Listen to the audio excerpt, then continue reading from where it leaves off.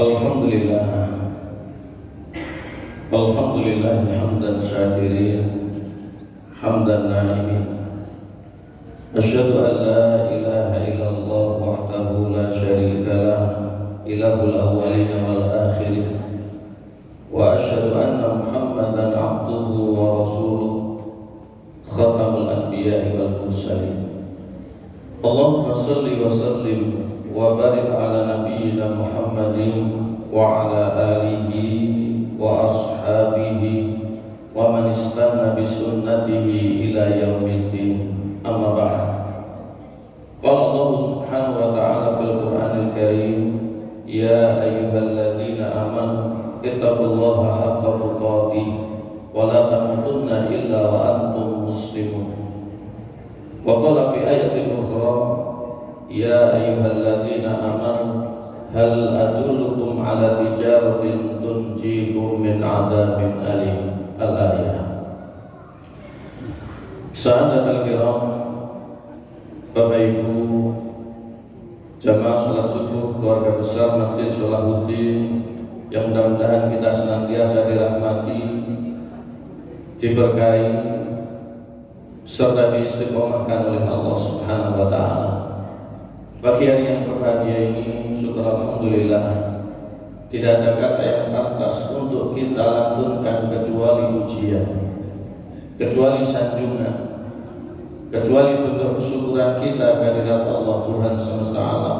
Karena Allah yang telah memberikan banyak sekali nikmat, termasuk bulan Ramadan, tanpa halangan yang berarti kita bisa beribadah, disusul dengan bulan Syawal yang kita masih hidup sehingga kembali beraktivitas, tidak lupa untuk beribadah. Mudah-mudahan Allahumma taqabbal minna yang sudah diterima oleh Allah, wa ja'alana minal aidin wal faizin. Kita masih bisa hidup dan meraih kesuksesan, dan kita termasuk di antara hamba-hamba yang istiqomah. Allahumma amin. Berbicara tentang istiqomah sekalian, yang tidak sedikit dari kalangan umat, bulan Ramadan pergi maka amal solehnya surut. Ya namanya. Tidak dipungkiri dan ini adalah fakta. Bisa dibilang ini ironi. Surut dalam arti yang memang di bulan Ramadan diajari puasa karena puasa itu wajib, yang memang di bulan Ramadan diajari untuk ibadah yang lain yang sifatnya kesunahan. Tapi tidak boleh kita kemudian ibaratnya orang lari itu melencing, ya, tidak meninggalkan jejak, dan harus kita jaga jejaknya, dan kalau bisa baunya itu tidak akan hilang selama-lamanya. Sehingga hamba yang soleh itu bukan sekedar Ramadaniyun, artinya baik dan solehnya di bulan Ramadan saja, tapi Rabbaniyun. Ramadan baik, bulan yang lain baik, dan ketemu Ramadan lagi jauh lebih baiklah lagi. Mudah-mudahan kita termasuk yang demikian. Dan ketika kita berkomitmen untuk menjadi orang yang tidak sekedar Ramadaniyun, maka caranya diantaranya dengan bermajelis ilmu. Karena di situ ada iman, di situ ada amal, di situ ada nasihat, di situ ada zikir, dan di situ ada doa, di situ ada silaturahim dan yang lain-lain. Sehingga mudah-mudahan dengan yang seperti ini, dengan kita ngaji, dengan kita belajar, dengan kita bersahabat, Allah Subhanahu wa ta'ala menjadikan kita hamba-hamba yang istiqomah. Allahumma amin. Niki ngomong-ngomong puasa Syawalnya kelar apa dereng? Saya tak minum ya, menandakan kalau saya tidak puasa Syawal. Terus ngaji di Salahuddin lepas poso gimana imam ya, warungnya nanti.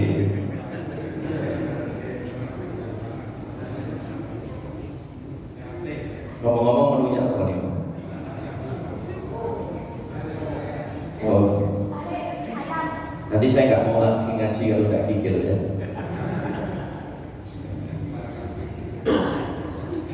Monggo yang tidak berpuasa.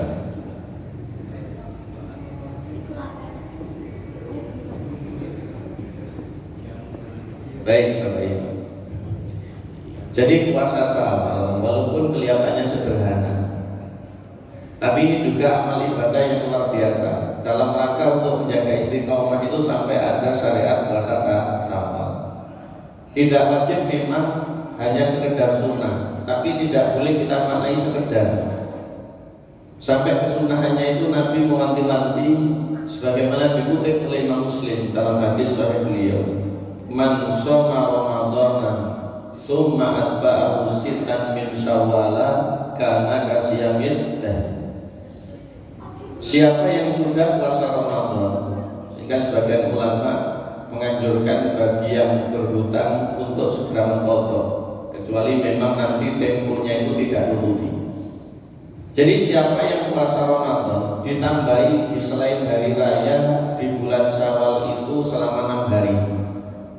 Dan komentar ulama fikih itu bebas, bisa urut, bisa selang-seling. Mungkin ada yang milih selang-seling, gitu.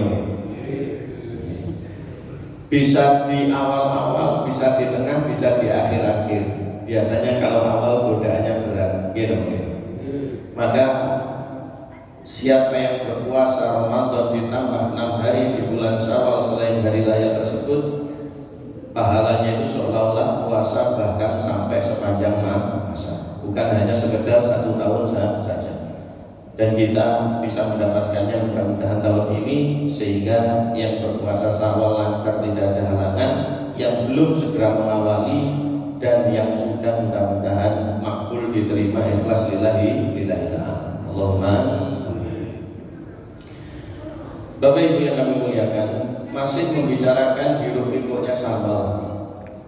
Karena Syawal itu identik dengan silaturahim. Di kesempatan banyak orang mudik pulang ke kampung halaman karena memang liburan, karena memang banyak waktu luang dan lain-lain. Ketika bulan Syawal, maka identik dengan silaturahim. Dalam silaturahim tersebut sudah bisa dipastikan, karena tidak umum dengan menggunakan alat telekomunikasi, maka fisik badan atau raga itu akan berjumpa, ya. Sehingga kita berjumpa dengan orang tua, kita berjumpa dengan saudara, kita berjumpa dengan kerabat, bahkan kita pun juga berjumpa dengan tetangga yang dulu sudah lama, bahkan ada yang sahabat dan seterusnya. Sehingga perjumpaan agar semakin lebih bermakna, dalam arti kebaikannya itu lebih banyak lagi. Karena agama kita itu punya prioritas, baik itu baik bisa disetting lebih baik lagi. Maka dalam momentum yang seperti itu bisa kita amalkan di setiap saat, atau kita mudah-mudahan hidup sehingga sama lagi bisa dalam keadaan demikian, dan yang sudah ini dengan segala kekurangannya diterima oleh Allah. Maka maknanya untuk kita dapatkan itu bagaimana? Sehingga dalam banyak bahasan adab, fikih dan yang lain, ulama memberikan anjuran-anjuran.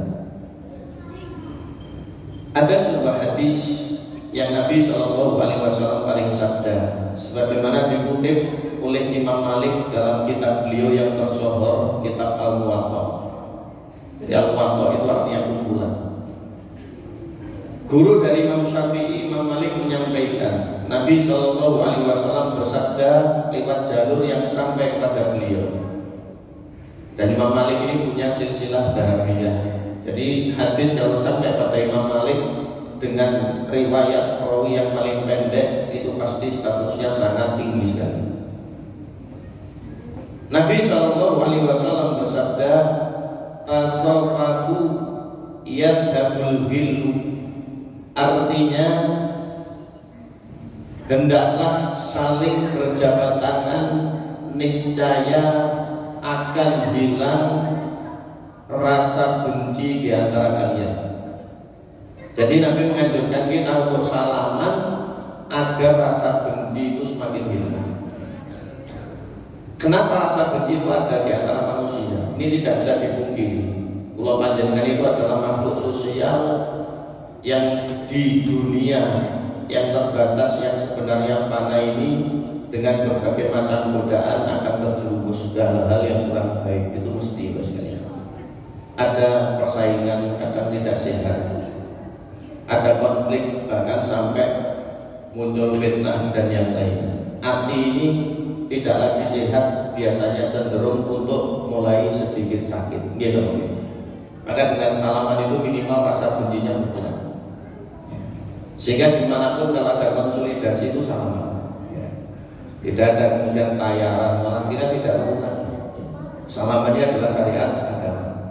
Selanjutnya, wa tahadau tahabu wa tadhabu syahna, dan salinglah berkirim hadiah, niscaya kalian akan saling mencintai, serta dengannya itu menghilangkan rasa dendam di antara kalian. Sehingga dari hadis yang pendek yang disebutkan oleh Imam Malik ini, dengan salaman kita akan hilang kebencian, dengan saling berhadiah kita akan saling menyayangi, serta rasa dendam itu akan hilang atas izin Allah Subhanahu wa ta'ala. Dan ini sudah sama-sama diamalkan oleh umat Islam, hanya butuh untuk intensitasnya itu ditingkatkan. Sehingga tidak hanya melihat momen, tapi memang keadaan itu mendukung ya langsung. Enggak terkadang orang salaman menunggu hari raya, gitu. Orang salaman menunggu pas hatinya enak, gitu. Tidak. Selama kita berjumpa, sebelum kita berpisah, dan selagi kesempatan itu ada, salaman kita salaman. Kemudian dibawakan hadis yang kedua, masih berputar tentang salaman, sebagaimana dikutip dalam kitab Sunan oleh Imam Abu Dawud. Dalam kitab beliau disebutkan hadis yang sahih, komentar alim ulama termasuk Imam Al-Albani. Kata Imam Abu Dawud, Nabi bersabda, "Ma min muslimaini," tidaklah ada dua orang Islam, jadi minimal itu dua, yaltaqiyani, kemudian berjumpa. Jadi iltiqa itu berjumpa secara fisik. Fayatasafahani, kemudian dua orang ini saling bersalaman. Kalau yang satu tidak mau, berarti yang mau itu yang berpahala. Kalau dua-duanya mau, berarti sedang mencari pahala. Jadi kalau ada dua orang Islam yang bertemu kemudian salaman, illa ghufira lahuma qabla an yatafarraqa au an yaftariqa, maka dipastikan Allah bakal mengampuni dosa yang bersalaman tersebut sampai kemudian lepas jabatan tangannya. Jika kelihatannya ringan, salaman hanya salaman begitu, tapi dengan itu menjadi sebab gugurnya dosa. Maka dari sini niat kita ketika melakukannya lillahi ta'ala, Allah yang Maha Kuasa, Allah memberikan rahmat, kasih sayang dan ampunannya, sehingga kalau kita salaman itu minimal berkurang, bahkan sampai bisa lebur habis dosa-dosa kita. Ini diantara fadilah. Disebutkan dalam kitab adab liqa, adab ketika berjumpa agar semakin bernilai pahala. Yang pertama, istihbabul musafahah. Jadi memang anjurannya oleh Islam itu salaman. Dengan dalil dua yang sudah kita ketahui, salaman akan menimbulkan hal-hal yang baik dan salaman menjadi sebab pengampunan Allah Subhanahu wa taala. Kita lihat histori salaman. Jadi disebutkan salaman yang merupakan tradisi Islam yang dalam bahasa Arabnya itu disebut musafahah. Jadi salaman itu musafahah. Sedangkan salaman bahasa Arab itu bahasa Indonesianya ucapan salam. Jelas ya? Jadi kalau musafahah itu salaman itu musafahah. Tapi kalau salaman bahasa Arab di Indonesia kan bersalam atau ucapan salam. Bedanya di situ. Nanti ada istilah yang lain disebut mu'anaqah. Sehingga bukan hanya salaman dan bersalam, tapi juga mempertemukan organ. Artinya organ luar atau fisik kita, pipinya, ya, kemudian pundaknya, kemudian badannya berpelukan sesama jenis atau segender. Ini juga diperkenankan dalam Islam. Ini disebut dengan mu'anaqah, ya, yang orang dulu itu mempertemukan leher atau mempertemukan entong-entong pundak mereka. Ini ada dalam agama. Ulama berkata, qad sabaka ibradul athar annahu matut hibul ghil wa takunu sababan fi ghufranid dzunub. Salaman sebagaimana kita sebutkan dalil tadi, Nabi menyebutkan menjadi sebab hilangnya kebencian, bahkan nanti dosa-dosa itu bisa berguguran atas izin Allah hanya dengan salaman. Wal musafahatu raghaba fiha Nabi sallallahu alaihi wasallam wa amila biha sahabatuhu ridwanullah alaihi. Dan ternyata salaman itu sudah ada citranya sejak zaman Nabi, dan ini adalah tradisi yang berkembang saat ini. Jadi kita tidak perlu ragu, sahabat Nabi pun menghidupkan syariat atau ajaran salaman. Sehingga bukan hanya orang Indonesia toh. Salaman ini bukan hanya orang Jawa saja. Tapi salaman itu semenjak zaman dulu sahabat Nabi, Muhajirin dan Ansor itu menghidupkan. Diceritakan dalam sejarah. Dalam hadis yang diriwayatkan oleh Imam Bukhari dalam sahihnya, Qatadah ini adalah ulama tabi'in. Beliau rahimahullah bertanya kepada sahabat Nabi Anas bin Malik. Anas bin Malik hidup lama dengan Nabi 10 tahun mengabdi tanpa peser pun bayaran, karena uniknya menyuruh untuk mengabdi pada Nabi.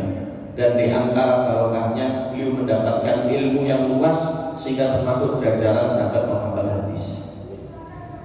Anas bin Malik ditanya oleh Qatadah, kata Qatadah, akan nabil musafahah fi ashabin Nabi sallallahu alaihi wasallam. Anas bin Malik sahabat Nabi, saya bertanya pada panjenengan, apakah salaman itu sudah ada sejak sahabat Nabi dulu? Maka apa yang disampaikan oleh Anas, qala na'am. Kata Anas bin Malik, ada semenjak Nabi dengan sahabatnya dan dihidupkan oleh sahabat Nabi sallallahu alaihi wasallam, mereka semuanya radhiyallahu anhu. Sehingga dari sini kita ketahui, kita kalau mengikuti Nabi, kita kalau meneladani sahabat, kalau kita mengikuti jalur agama Islam, maka tidak perlu ragu bahwasanya salaman itu merupakan bagian dari agama Islam. Kemudian ceritanya lagi, dikutip oleh Imam Bukhari pula dalam hadisnya yang paling panjang tentang kisah taubatnya sahabat Ka'ab bin Malik radhiyallahu anhu. Jadi kalau menjadikan periksa kitab Riyadhus Shalihin yang selama ini banyak dikaji, kemudian dikampanyekan di mana-mana karena hadis Nabi itu kental, sofi di sana. Maka disebutkan ada bab kedua dari Kitabul Ma'murat, perintah-perintah Allah, yaitu setelah ikhlas ada bab taubat, bab tentang taubat. Nah, sama-sama kita maklum taubat itu adalah ibadah, bukan hanya untuk para pendosa, orang soleh, orang alim pun harus bertobat. Disebutkan di surat At-Taubah secara panjang dan lebar. Ini kisah tentang taubat yang terjadi ketika perang Tabuk. Agama ini butuh support sehingga banyak sahabat mensupport. Kalau kita ambil kisah Abu Bakar mensupport dengan seluruh harta. Kalau kita ambil kisah Umar mensupport dengan separuh harta. Kemudian sahabat-sahabat yang lain sesuai dengan kemampuan mereka. Maka saat itu ada yang bernama Ka'ab bin Malik. Jadi Ka'ab bin Malik itu tanpa sebab apapun akhirnya kemudian gundah dan tertinggal dari perang. Lah ketika tertinggal, otomatis dia menyesal di belakang. Lah kemudian setelah perang itu usai, orang-orang munafik hadir menghadap Nabi menyampaikan berjuta alasan. Karena orang munafik itu pandai bersilat lidah, tidak sesuai dengan hati mereka. Maka Nabi secara zahir dia menerima, oh iya. Kenapa demikian? Karena memang Nabi itu menghukumi secara umum. Tapi beberapa orang yang dikenal sebagai sahabat Nabi yang tulus menyampaikan tanpa alasan, tidak bisa berkelit bersilat lidah. Ya Rasul, saya tidak ikut perang. Kenapa? Ya tidak apa-apa dan seterusnya. Ini yang kemudian tidak dimaafkan oleh Allah, tidak dimaafkan oleh Nabi, sehingga tidak dibawa oleh umat Islam. Artinya tidak diwawu itu tidak diajak berkomunitas. Maka ketika sholat di masjid dibiarkan, ketika bersalam tidak dijawab, ketika duduk tidak diangkat, seakan-akan dunia itu rasanya adalah kiamat bagi Ka'ab bin Malik dan beberapa orang yang saat itu sama dengan mereka. Sehingga selama hampir 60 hari yang mereka hidup di Madinah itu rasanya hidup di neraka. Bingung setengah mati, nangis pun sampai air mata habis itu tidak bisa merubah keadaan. Keluarganya juga tidak bisa berbuat apa-apa. Bahkan sahabat yang lain itu di lobi tidak bisa membantu. Maka kemudian ketika hukuman ini selesai, ini hadis yang paling panjang dalam kitab Riyadhus Shalihin menyebutkan Ka'ab bin Malik radhiyallahu anhu berkata, "Dakhaltul masjidah." Di hari terakhir saya mendapatkan sanksi seperti itu, saya masuk masjid. Faida bi Rasulillah sallallahu alaihi wasallam. Ternyata di masjid itu sudah ada Nabi. Faqama ilayya Talha bin Ubaidillah. Maka saya dihampiri oleh sahabat Nabi yang ahli surga, Talha bin Ubaidillah. Apa katanya? Ya rawilu hatta safahani wa hanna'ani. Datang menghampiri, menyambut dan meraih saya dengan menjabat tangan saya. Maka ternyata ayat taubat sudah diturunkan oleh Allah di surat At-Taubah, sehingga hukuman bagi mereka itu selesai, dan di antara bentuk kegembiraannya ada salaman. Dan ini yang menguatkan bahwasanya salaman itu sudah ada sejak zaman dulu, bahkan dihidupkan oleh sahabat Nabi Shallallahu Alaihi Wasallam. Kemudian Bapak Ibu yang berbahagia, ada kisah yang lain yang disebutkan oleh Nabi terkait dengan Ahlul Yaman. Sebagaimana kita tahu secara geografis, Yaman itu berada di sebelah selatan Arab, atau negeri yang paling selatan di Jazirah Arab. Ini bagi orang yang ilmu, bagi orang tahu, bagi orang yang yakin. Tapi nyuwun sewu bagi orang yang jahil murakkab, itu kalau meyakini bumi ini bulat, nanti di sebelah utaranya juga bisa tembus, tapi masih keliling kemana-mana dulu, gitu. Sehingga untuk model yang seperti ini kita harus banyak kalahnya. Sehingga dalam ilmu itu ada tatarannya, orang ilmu itu yakin dan ngerti, orang yang jahil basir itu tidak ngerti tapi mangutan, tapi yang jahil murakkab ini harus dihindari. Ampel itu temu dia ke sana, ketika mencolok naik line F misalkan, nanti ketemu kekirian belok ke barat itu sudah daerah Ampel. Kemudian tanya pada orang lain karena tidak begitu yakin. Ampel kemana? Ya ke sana. Tapi dia punya mindset bahwasanya terbangun di pikirannya Ampel itu ke sana. Ya. Sehingga walaupun dituturi oleh siapapun dengan titel sebanyak apapun tidak akan tembus. Karena man yahdihillah fala mudhillalah wa man yudlil fala hadiyalah. Nabi sering menyampaikan ketika prolog khutbah, siapa yang diberi petunjuk maka tidak ada yang mampu untuk memalingkan, siapa yang dibiarkan oleh Allah tidak ada satupun makhluk yang mampu menghadirkan pencerahan. Akhirnya yang bersangkutan ini bawa apa yang bulan peta ini dalam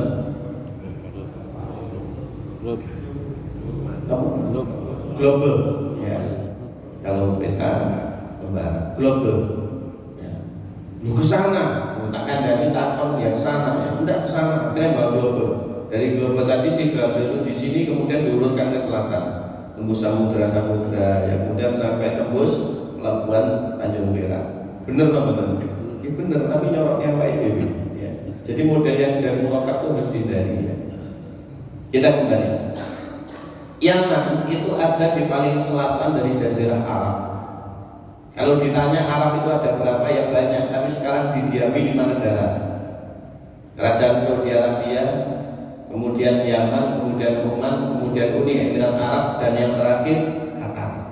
Ini masuk dalam wilayah Arab. Walaupun selain itu ada Arab Semitik dan yang lain.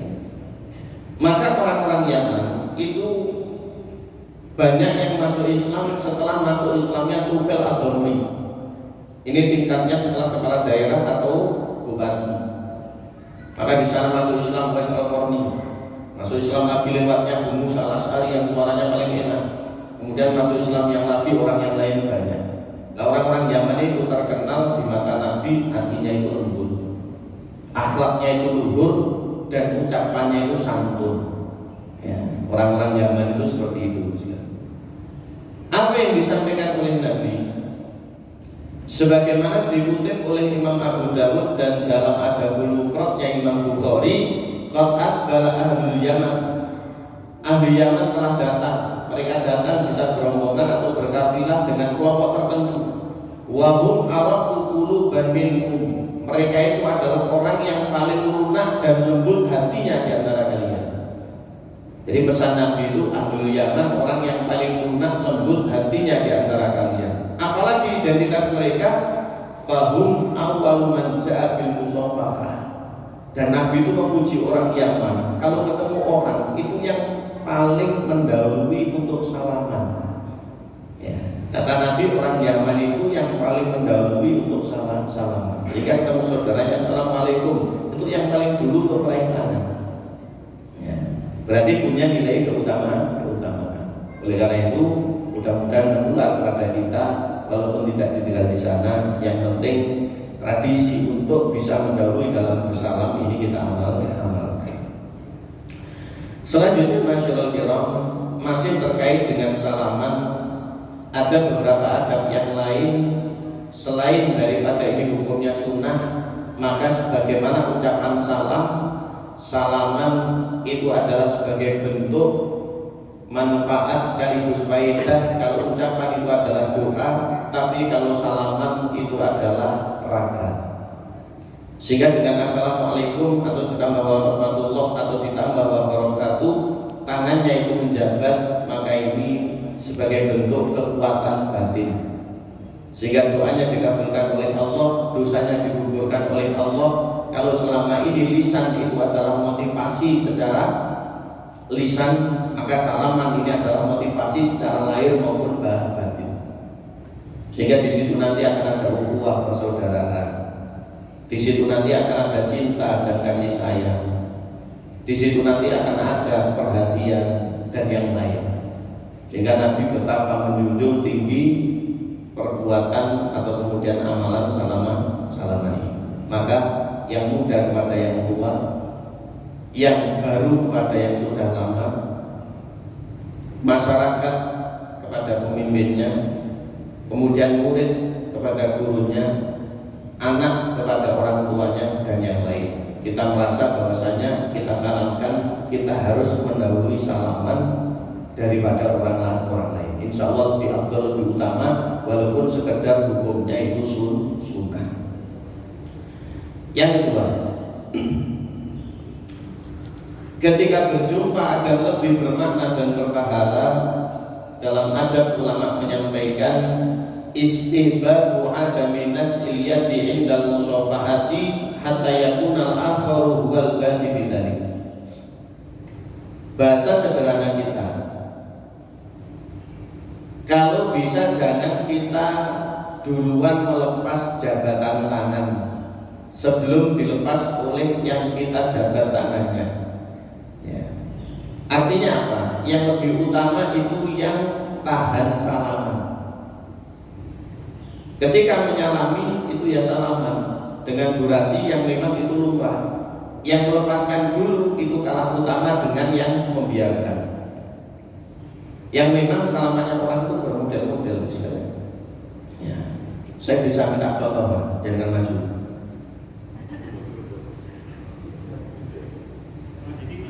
Kita salaman ya salaman begini. Ya. Tapi ada orang model salaman itu tidak enak nih ya. Salaman begini. Sekelas Ustaz saya ada orang yang salaman itu, saya temui 2 orang. Saya lihat juga fisiknya tidak sakit, kemudian tangannya juga tidak ada kendala dan yang lain. Dia salaman cuma lewat gitu. Kita salaman ya salaman cek ya sudah. Ya. Jadi lebih enak, lebih mantap, istilahnya itu kita menghargai. Ya. Tidak kemudian sebagaimana itu tadi. Sehingga kalau ada yang seperti itu, tidak usah ditegur, tidak usah diberikan ucapan apa-apa. Insya Allah dengan kita hidupkan salaman yang benar ini nanti akan menular pada yang lain. Ya, insya Allah akan menular pada yang lain. Jadi yang jabat itu lebih lebih utama dan yang lama melepas itu yang lebih utama. Disebutkan Anas bin Malik radhiyallahu anhu dalam kisah berkata, sebagaimana Imam Tirmidzi, Imam Ibnu Majah dalam kitab Sunan masing-masing yang menyampaikan, kata Anas begini, karena Nabi sallallahu alaihi wasallam idza staqbalahu rajulu fasafahahu. Nabi itu, ini padahal Nabi ya. Nabi itu di atas pemimpin siapapun. Ini padahal Nabi, orang yang tidak kurang sedikit pun yang paling utama di tengah-tengah manusia seluruhnya. Beliau ketika ada orang itu yang pertama kali jabat tangan. Kata Anas bin Malik, kalau ada orang Nabi yang pertama kali jabat tangan. Apa yang terjadi? La yanzi'u yadahu min yadihi hatta yakuna rajulul ladzi yanzi'u. Dan ketika Nabi menjabat tangan orang tersebut, Nabi tidak segera melepas sampai orang tersebut yang berusaha untuk melepas.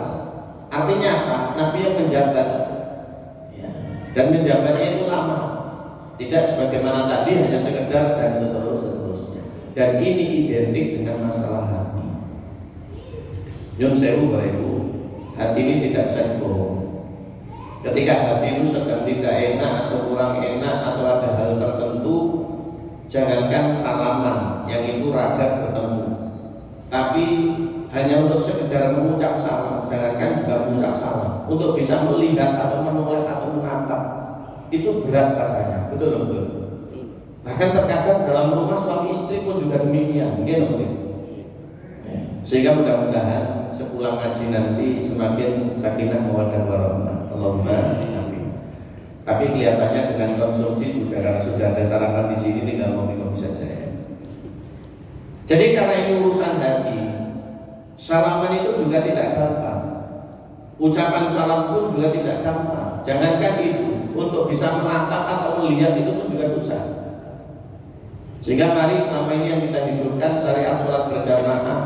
Ketika kita berjumpa salaman, ketika kita berjumpa atau berpisah juga berucap salam, maka kita pun juga menatap saudara kita. Ini kita langgengkan ya. Ini kita langgengkan siapapun di antara kita. Jadi Nabi dulu dikisahkan oleh Anas bin Malik, beliau nyalami tapi tidak segera melepas sampai orang tersebut kemudian berusaha melepas.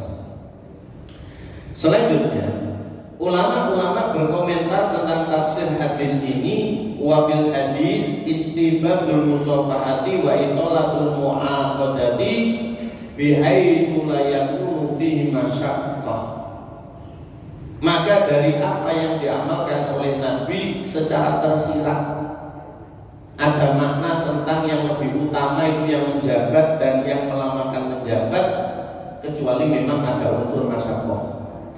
Masyaqqah itu kendala atau udur secara syariat. Salaman tapi pas tangannya itu kena mercon, ini juga lomo jamaah. Tapi insya Allah sudah tidak usul lah mercon. Mungkin dulu ketika masih kecil atau masih muda kita pernah ada yang kena mercon nanti. Jadi kan dari ayam tangannya malah di kayak yodol ya. Karena loronya setengah mati ya. Tapi sekarang sudah tidak zamannya lagi. Ada lagi yang mercon bumbung ya. Oh jangan tahu, saya ini kan mantan gitu ya. Jadi dulu juga begitu ketika masih kecil ya. Soalnya main ke tetangga itu tidak disangkoni bagi kayak nonton ya. Dulu mainnya itu seperti itu. Ketika ada masalah atau kendala, mungkin tangan yang sedang cedera, atau mungkin timing atau momentum yang dalam keadaan susu-susu atau terburu-buru, maka yang seperti ini kita lihat situasi dan kondisi, tidak kita amalkan sedemikian rupa. Tapi intinya yang jabat dulu dan yang lama itu yang lebih utama. Kemudian ada pertanyaan yang berkembang, ulama ditanya, lau tasaffa isnani wa qala mu'aqadati faman yanzi'u awalan. Kalau ada orang saling mendahului menjabat tangan dan ketika sudah terjadi jabatan tangan mereka saling melamakan, artinya satu dengan yang lain itu tidak berusaha melepas karena sama-sama tahu keutamaannya. Itu mana yang lebih utama? Maka ulama menjawab dengan bijak begini, Al-Dhabitu anna man ghalaba ala dhannihi anna al-athar sayanzi ams wa illa falustahabal imsak fi kullin minhuma afdal ila dawamil aqadah lakin taqidu Abdul Qadir Hasan an-Nasih wal Mubti. Sebagaimana disebutkan dalam kitab adabnya Imam Ibnu Muflih, ini pendapatnya Syekh Abdul Qadir Jailani. Sebagian ulama menyebut Jailani. Ini adalah orang soleh yang memiliki karya fenomenal, kitabnya bernama Al-Bunyah. Beliau banyak anak cucunya sekarang berdomisili di negeri Turki. Syekh Abdul Qadir Jailani itu dikatakan oleh ulama berpendapat, ketika ditanya salaman yang saling mendahului dan tidak sama-sama segera melepaskan itu mana yang utama, katanya jika dia telah memperkirakan bahwa yang lainnya akan melepas genggaman, maka ia tetap menggenggam.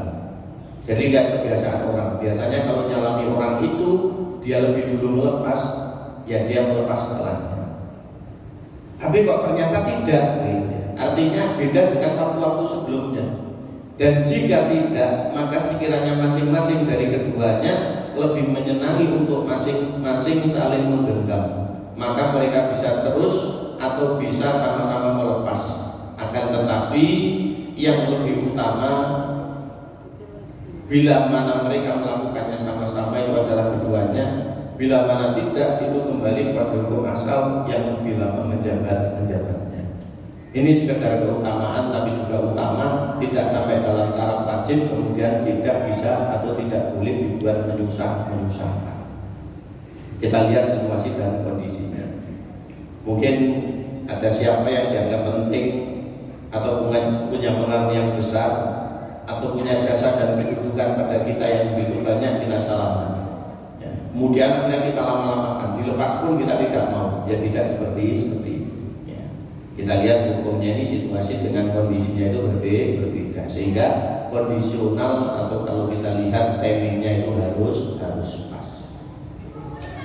Berikutnya, yang ketiga, agar ketika berjumpa lebih bermakna dan lebih berpahala, dalam kitab adab ulama menyinggung al-qiyam tahiyatan lil qadim,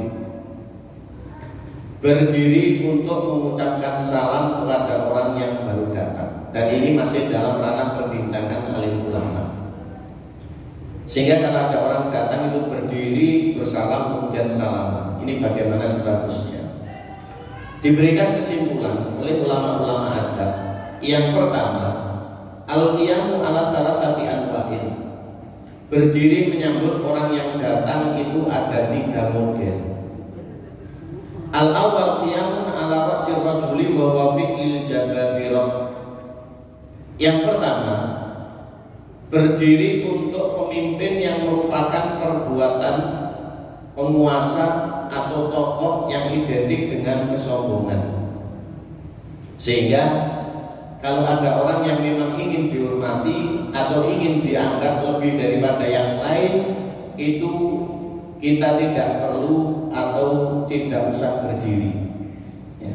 Nanti akan menambah kesombongannya. Kecuali memang kalau ada sanksi atau ada apa. Tapi kalau dari kita, ya, maka ini tidak masalah. Tidak sebagaimana permintaan atau keharusan dari yang bersangkutan. Karena ada model orang demikian misalnya.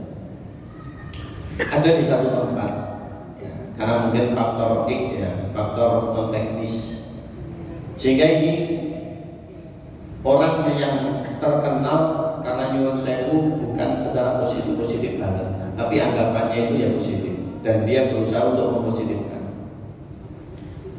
Sehingga biasanya kalau datang itu belakangan. Kemudian kalau sudah ada orang yang banyak duduk, itu dibuat-buat cara datangnya agar mungkin bisa disambut. Itu pintunya diketuk berulang kali, atau suaranya itu dibedakan dengan yang lainnya, atau dengan gerakan fisiknya itu yang tidak sebagaimana umumnya, atau yang terkadang dengan penyebutan yang tidak. Saya siapa begitu ya, disebutkan dan seterusnya. Ya daripada ruwet kita iakan. Ya. Tapi dengan kita kemudian menghormati berlebihan kepada yang demikian, nanti dikhawatirkan semakin menambah kesombongan. Sehingga ini tidak perlu biasa saja. Karena orang itu modelnya berbeda. Yang kedua, qiyamun ilaihi inda qudumi wala ba'sa bihi. Yang kedua, berdiri kepada orang di saat datang menghampiri, bersalam-salam, ini boleh. Ada orang kemudian kita sambut, kita salam, setelah itu kita salam, ini tidak masalah. Ya. Orangnya juga tidak meminta, orangnya juga tidak memaksa, orangnya juga tidak membuat berat. Ini secara natural. Ya. Jadi yang seperti ini sudah beredar di tengah-tengah diri kita. Ini tidak masalah. Kemudian yang ketiga, qiyamun inda ru'yatihi wa huwa mutanazi' fihi. Berdiri ketika melihat, artinya ketika ada yang datang atau tidak berjumpa hanya sekedar lewat kita berdiri dan seterusnya. Ini ulama ada yang membolehkan, ulama ada yang menganggap tidak. Tapi dilihat dari sisi maslahat, kalau memang itu semakin menambah kebaikan ya silakan. Misalkan di mobil ada orang lewat kemudian kita berdiri, oke, dan seterusnya. Nah, ini sebagian sudah diamalkan. Walaupun kalau ada orang biasa yang sering ngomong, ini juga tidak masalah. Intinya yang pertama itu dilarang, dan Nabi dulu tidak mau diperlakukan walaupun beliau adalah tokoh pemimpin serta panutan. Tapi ketika memperlakukan orang lain, Nabi itu sangat menghormati. Ya, Nabi itu sangat menghormati. Sehingga ada cerita itu begini misalnya. Dalam Islam itu ada istilah sayyid. Ya. Sayyid itu artinya adalah tuan atau penghulu atau tokoh. Nabi itu mengabsahkan bahwasanya Allah Subhanahu wa taala wa sayyid. Ya. Allah Subhanahu wa taala dia adalah sayyid, sehingga Allah itu maha sayyid. Sehingga ketika Nabi disebut sayyid, maka beliau tidak mau. Tapi ketika ada Abu Bakar dan Umar, beliau menyebut sayyid. Kenapa demikian? Karena menganggap dua orangnya adalah tokoh. Sehingga Nabi itu menghindari diperlakukan, tapi memperlakukan orang lain sebaik mungkin. Sehingga dari sini nanti beredar terkait dengan lafaz atau bacaan dan seterusnya. Sehingga sayyid ini kata sebagian ulama, kalau diucapkan di luar sholat ini hukumnya mubah-mubah. Sayyid Abu Bakar, Sayyid Umar, Sayyid Muhammad, ini mubah. Kalau diucapkan dalam sholat, ini sebagian ulama membolehkan. Tapi kalau diucapkan dalam sholat, ini memang ada penelitian. Sehingga hukumnya yang beredar itu demikian. Artinya Nabi itu menghormati orang lain, tapi beliau tidak ingin dihormati oleh orang lain. Berikutnya Ibu, agar semakin bermakna dan berpahala di saat kita berjumpa, yang keempat disebutkan oleh ulama, yaqbalu rajulur rajula inda liqa'ih. Yang keempat, selain bersalaman, selain berucap salam, dibolehkan untuk mencium atau sekedar mu'anaqah. Artinya mempertemukan badan, yaitu anggota badan atau fisik tertentu dalam rangka sebagai bentuk kedekatan dan kehangatan. Ini hanya sesama gender. Ini boleh dilakukan oleh sesama perempuan, juga boleh oleh laki-laki. Selama di hati itu tidak ada penyakit yang nyuwun sewu ini dibenci oleh siapapun. Jadi penyakit sesama jenis. Jadi kalau ada orang indikasi seperti itu ya jangan diamalkan, atau dia tidak boleh mengamalkan. Tapi kalau tidak, ini hukumnya tidak masalah. Jadi ini orang soleh dulu mengamalkan. Ini orang-orang soleh terdahulu mengamalkan. Ada disebutkan